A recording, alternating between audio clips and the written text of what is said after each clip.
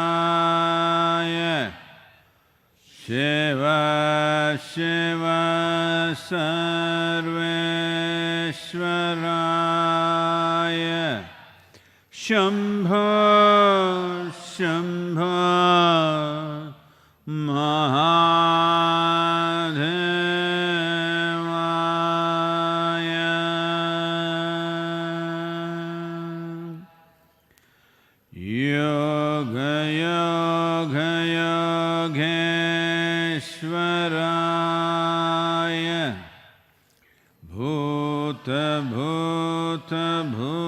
Bhuteshwaraya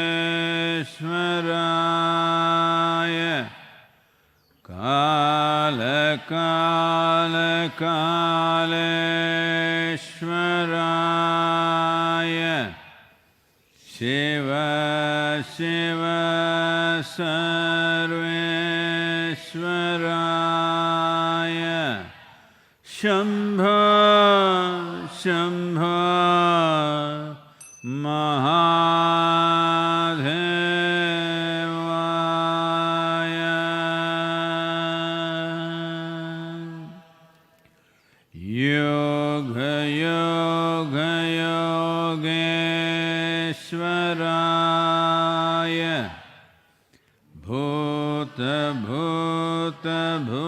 Bhuteshwaraya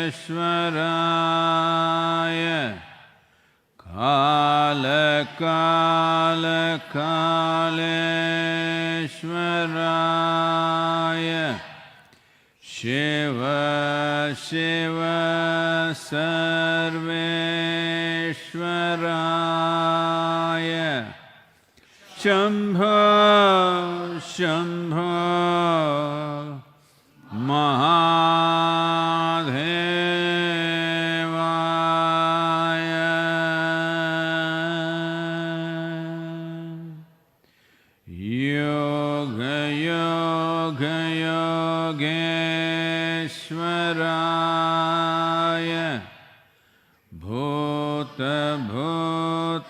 Bhuteshwaraya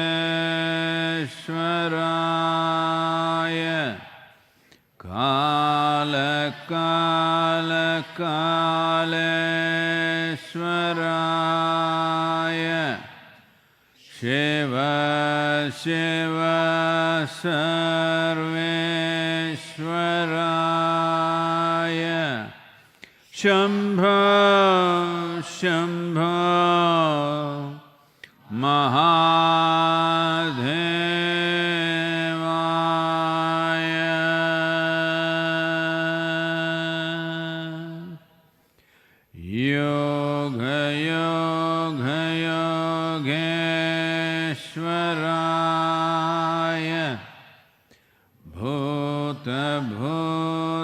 Bhuteshwaraya Kaleshwaraya Shiva Shiva Sarveshwaraya Shambho Shambho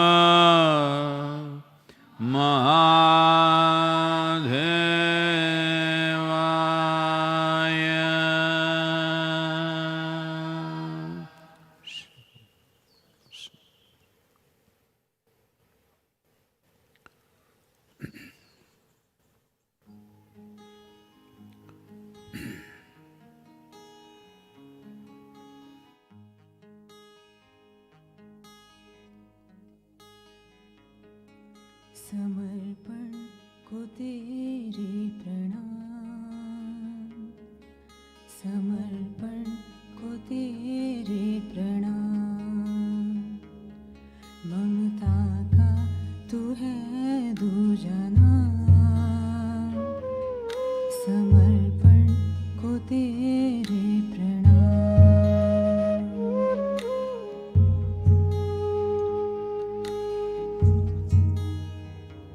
आपदा से ये रण तू है लड़ रहा मौत का बढ़ रहा कारवां, तेरे हाथों से ही जग का आशीष है, तेरा जीवन तेरा ना रहा। किस पथ पर चले ना रुके ना डरे, विश्व तेरा ऋणी हो गया। सूरज की तरह तू अखंडित रहा, तेरा जीवन ही है प्रेरणा। समर्पण को तेरे प्रणाम, समर्पण को तेरे प्रणाम। ममता का तू है दूजना, समर्पण को तेरे प्रणाम।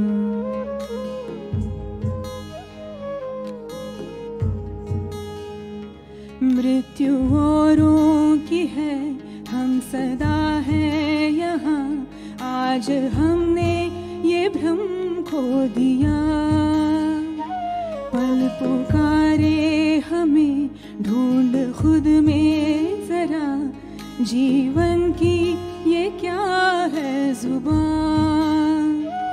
आदतों में बंधा मन ये अंधा हुआ, दोहराएंगे ना गलतियाँ, जाया होगी नहीं तेरी कुर्बानियाँ, तेरे साथ है हम यहाँ। समर्पण को तेरे प्रणाम, समर्पण को तेरे प्रणाम। ममता का तू है दूजना, समर्पण को तेरे प्रणाम, समर्पण को तेरे प्रणाम, समर्पण को तेरे प्रणाम।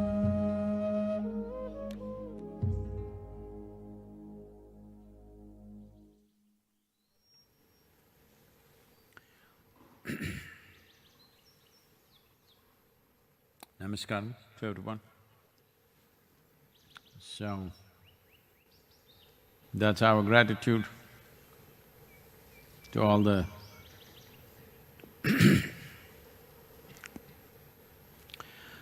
men and women across the world consciously risking their lives for everybody's well-being. When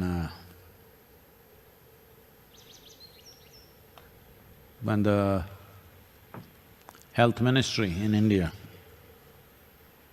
offered double salaries for all nurses and doctors, they came out and refused.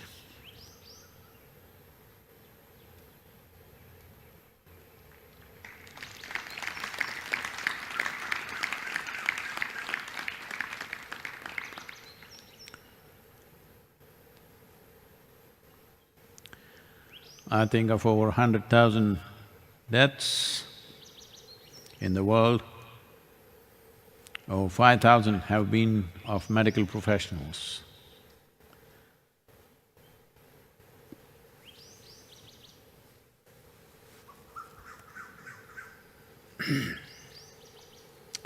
Here is a little poem for you.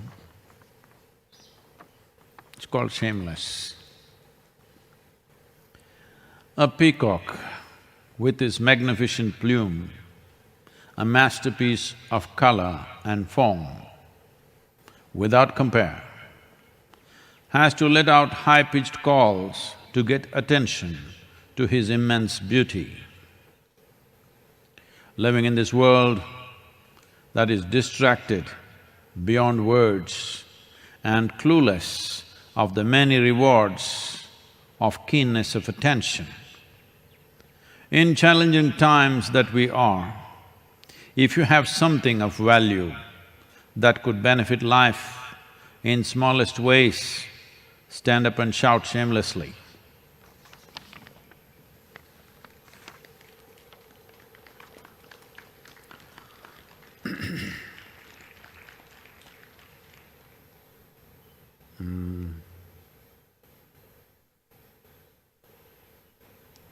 Well, tomorrow morning 10 o'clock, the Prime Minister is addressing the nation with whatever policy shifts that will be made for the coming few weeks.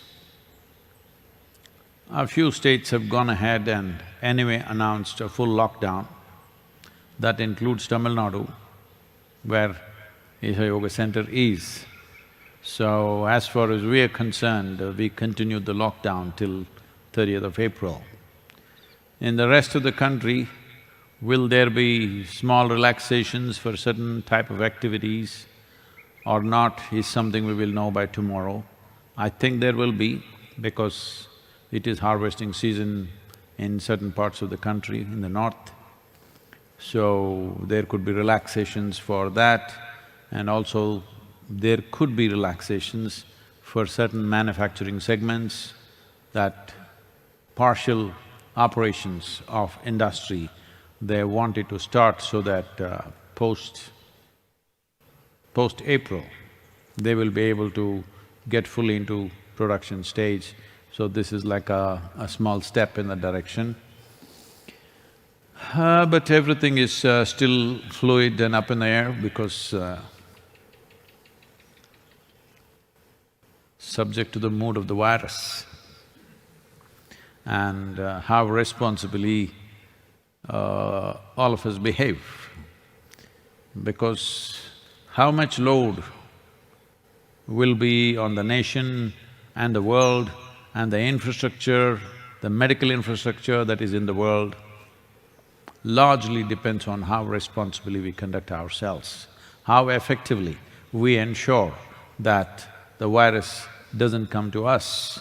Even within Coimbatore city, certain areas have been completely shut off, totally. Certain areas have been blockaded because they found some cases and they're responding like this, which is the only way to do. Fortunately, still the number of people infected and also the number of fatalities is very much in control in India, and also the curve is little bit flattening out. The effect of lockdown is showing. Fortunately, even in United States, the fatalities have kind of flattened out. It was 2,000 a day, it's kind of come down a little bit, but the number of infected people, the number of people in ICUs, that number I think has gone up. So, we still don't know which way it's going. Because these are large countries, India, United States, these are very large countries. What happens in one… it's like, compared to many other nations, every state is like a nation. So, in United States, you can say there are 50 nations. In India, there are about 28 nations in terms of states, because the population and the geographical space is such that we cannot really look at the numbers for the entire nation. Right now, I think whatever is happening in United States, maybe, I'm not clear about the numbers, but at least 50% could be just from New York State. The rest of the country may not be going through the same thing because there is substantial geographical distances. And if people behave responsibly, it can be contained where it is. So, here we are, and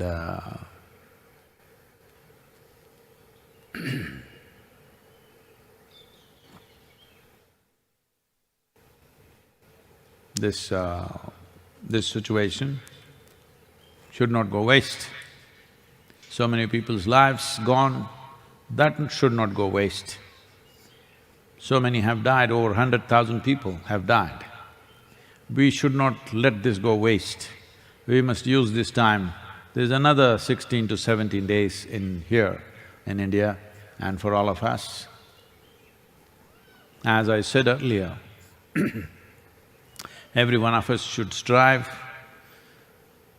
at least 10% upgrade in who we are, physically, mentally, emotionally, in terms of our competence of what we are doing. 10% upgrade, the whole world will be a better place to live, believe me, if everybody becomes 10% better than who they are. And well, in the spiritual communities this exists, but if everybody takes this on every year, you take 2 or 3 weeks off for an upgrade for yourself, physical, mental, emotional and competence upgrade if you do for yourself consciously. This may be happening without being very conscious about it in the process of one's work and life. But I'm saying a conscious break just to upgrade yourself, if everybody takes this, I think in a few years, we wouldn't regret this pandemic because we will have a much better humanity and that's the only way forward. So the losses that we have taken in terms of life, the losses that we will take in terms of economic losses and the amount of social disruption that will happen out of this, we must compensate this with upgrade of human lives, because ultimately that's all that matters to us. I think there are questions. This question is from Prashant. Namaskaram Sadhguru. While we are alive with this body and mind, we keep on accumulating karma. I want to know, when we lose our body and mind, is it better time to handle karmas? Is he infected? No.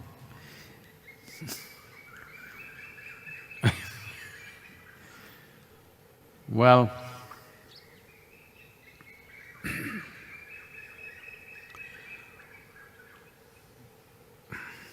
there are many of you out there.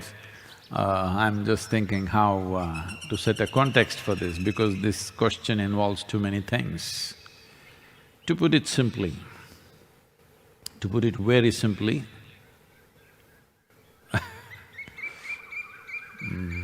when you put something very simply, there could be loopholes. If any of you who are watching online, if you find a loophole, come back with the question tomorrow, we'll continue this karma business. If you do not know this, just there's another 2-3 hours of work for me to complete the karma book, which will go into publication in United States and rest of the world. So this has been on for more than a year and it should be complete in the next few days. So, what is karma? See, karma is the information or the memory which happens at various levels, which makes you who you are. You are who you are only because of the karmic memory that you carry. Then when did it become a problem? It became a problem because you got identified with that memory. Like even now in your life, only way less than 1% of your memory are you really conscious of. Over 99+ % is existing in you unconsciously. To what extent means, well, in spite of all kinds of efforts, you will see the memory within you plays out in its own way. Genetic memory, karmic memory, right from childhood, every small thing. Like for example, let us say, yesterday you ate a meal and this doesn't happen at the yoga center, but let us say you're somewhere else and you opened your meal and there you found a live cockroach or a mouse or something. It happens in some places. Well, today, if we offer you a meal, that memory will make you behave in a certain way. And this memory may make you behave in a strange way every time a meal is served to you. So the more you get identified with that one experience, you have eaten I don't know how many. Let's say you lived for 50 years and you ate 3 meals a day, how many is that? 365 into 50 into 3, whatever that is, that many meals you have eaten. Everything was fine, just one meal, you had something wriggling in your food. Now that will dominate. Every time you're served a meal, that memory comes back, and after some time it's not even a conscious memory, you're just careful about it. So this is what memory does to you. After some time, you're not even thinking about it, it will make you behave in strange ways. I'm saying that's why you all are such strange creatures, because the various kinds of unconscious memories making you behave in particular ways. So this entire dimension of karma becomes significant on the spiritual path because you're looking for transformation. To transform means to change the very shape of who you are,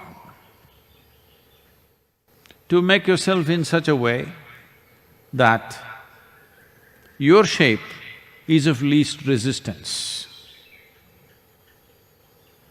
The shape that you have taken is such, it will allow you to pass through life and death effortlessly. You have taken on that kind of a shape which will become available to the process of dissolution naturally. That is the kind of shape you're trying to take. So you're trying to transform, that means you're trying to take on a different form than the way you are.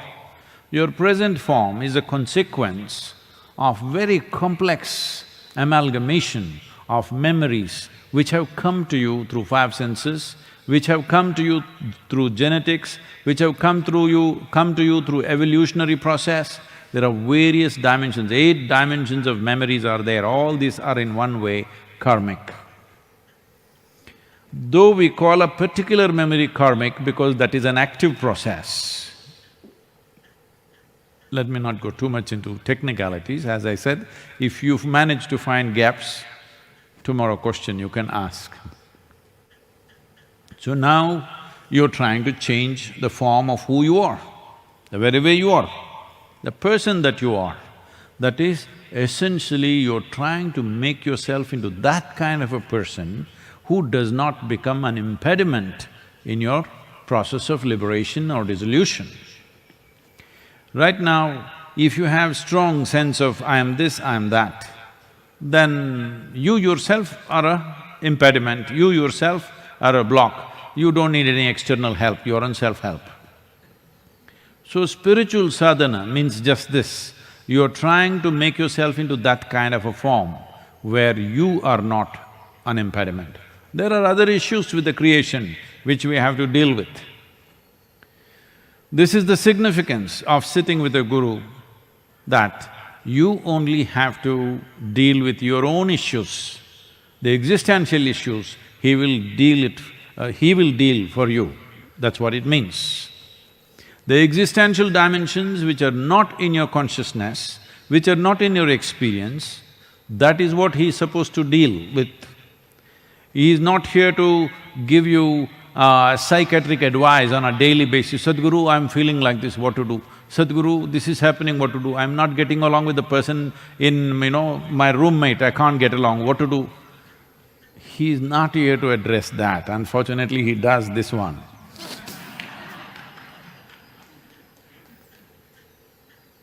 Just because I am sitting on a couch, people have mistaken me. And they keep asking psychiatric questions all the time. No, those are things you're supposed to deal with, you've been given tools to deal with that. Inner engineering is just a tool. If you implement it today 100%, you will see this is the end of your psychological problems. Yes, Sadhguru, I did inner engineering, but… It is but because you are not implementing it. You think inner engineering is a qualification like BA, BSc, MSc, PhD. I did inner engineering, I did Bhavaspandana, I did Hatha Yoga, I did Shunya, I did Samyama, but still Sadhguru, I have problem. That means we gave you some tools to tighten some screws. Instead, you're poking it in your nose and it bleeds. Yes Yes, that's all that's happening. So, that part is not about dissolving your karma.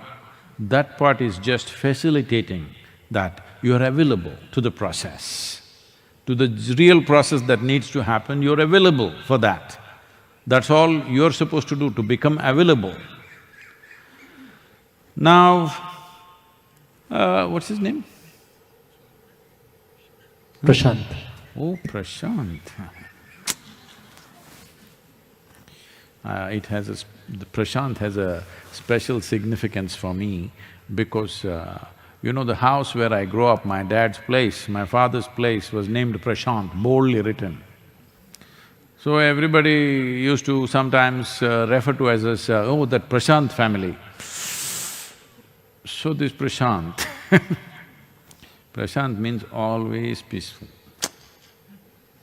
So he's asking this question, shall I deal with these things after I'm dead? Well, this happened. This happened in a French university. The professor of history was explaining to the students that before the revolution, the law was so cruel to common people that if you stole a chicken, one hand would be cut for the first offense. Second offense, the second hand would be cut. Third offense, they would take your head off. So a student who was in the back seat, back bench, asked, how would somebody steal a chicken after both hands have been cut?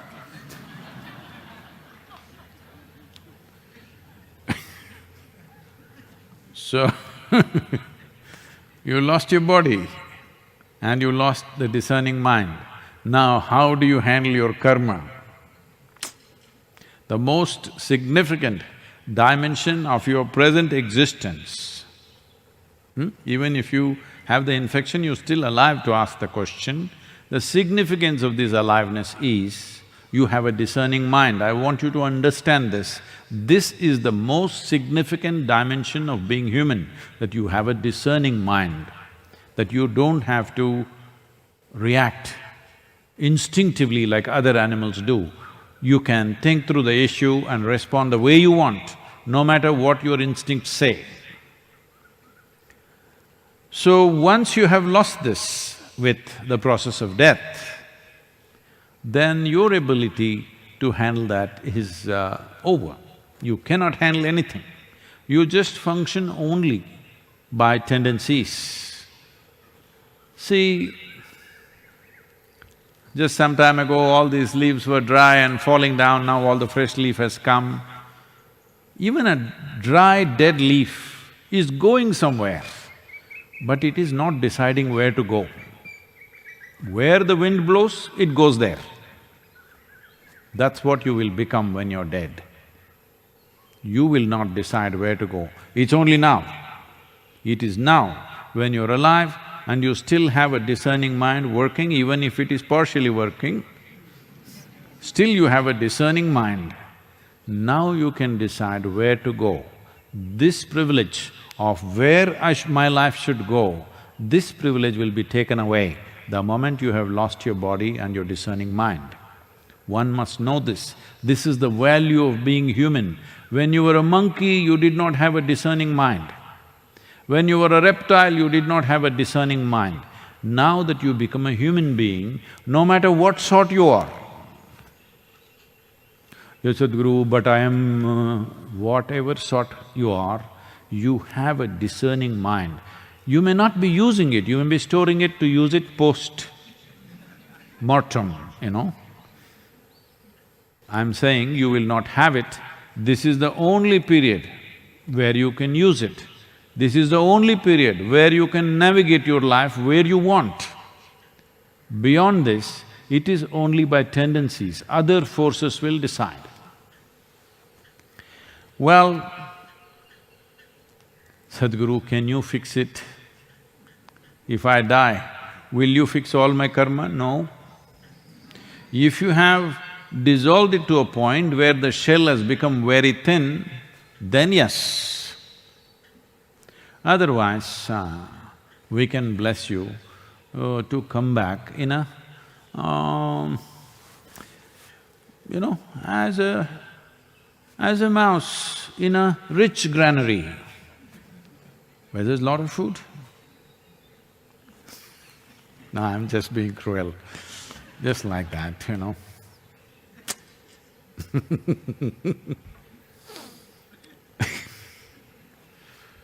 Because I want you to understand that to make any intervention, existentially relevant intervention, not telling you advice, not giving you teaching, proper intervention, a life must be at an appropriate place.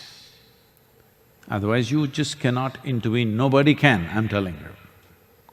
But if one has strived, brought it to a place where there is minimum amount of stuff, that it's become fragile, now it would roll on forever. When I say forever, because time is… the way it is playing out right now, the time, is only because of your physical body you have such an experience of time. This darshan, instead of being 40 minutes, suppose… no, this is not a good time to say this. Suppose you did not have a body. I will make you sit here for 4 million years. What is the problem, I'm asking? It would be about the same. 40 minutes, 4 million years or 40 million years would be the same thing for you. Because there is a body, time has become of certain relevance. This is the reason why when moment of death comes, people are always trying to create a peaceful, loving or joyful atmosphere for the person to pass, because if he lives in that condition, once again, as you have all noticed, on a certain day if you're depressed, one day feels like 10 years, another day if you're very joyful, one day feels like 10 minutes. So, we want to make sure the one who is departing lives in a pleasant condition so that he won't feel the length of time. He will not suffer that condition because it's just passing away like that. This dimension of life, when it has lost its physical body and its discerning mind, still has other aspects. How actively simply depends upon how much are you identified with your karmic substance. If you're strongly identified, it will continue to function even beyond the body. But if your identity is low, then it is very mild, which can easily be dealt with. What this means is, when you are identified with your karmic process, that means naturally life is longing to take on one more form. It is longing to take on one more form. You cannot intervene with that life. You just have to allow it, at the most guide it a little bit to take on a form that will be beneficial, but you cannot completely intervene with that life and end it or liberate it. So only that life whose identity with its own karmic substance is very minimal, that life you can intervene. So it's important what we are doing right now. Will you live fully consciously? You may not. But if you live in such a state that things have been minimized, your karma has been minimized, you're only working with the allotted karma. The accumulated karma or what is, the storehouse of karma or the warehouse of karma that you carry, that is not been handled yet. But that can be easily detached because you have no conscious identity with that. That can be taken away. Now, the karmic substance with which you have conscious identification right now, this is what I am, I like this, I don't like this, this is how you're establishing your identity with your karmic substance. If that is strong, you cannot simply intervene and break it. See, I did not make the policy for this life process, okay? Policy is made elsewhere. Intervention is a different dimension. This happened. A centipede. You know centipede? With 100 legs. A centipede got gout. Massive problem. 100 knee joints hurting. Can you imagine? If you get gout, your ankle joint or your knee joint hurts, just two. Not so big. If you were a centipede, 100 problems. So he went for advice to the wise owl. An owl is a wise bird everywhere else in the world except in India. In India, ullu or gube means you're a dumb idiot.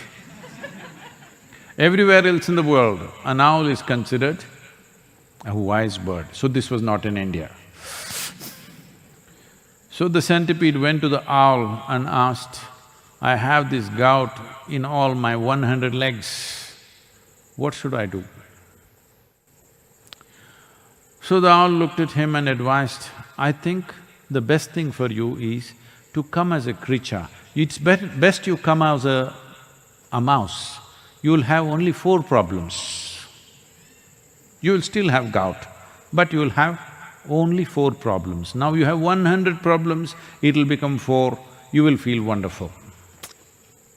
It's happened to you, isn't it? You had so many problems, you did in engineering, maybe half of them went away or maybe only 4 went away, I don't know what happened, or 96 went away, and you're feeling great. This does not mean everything is gone.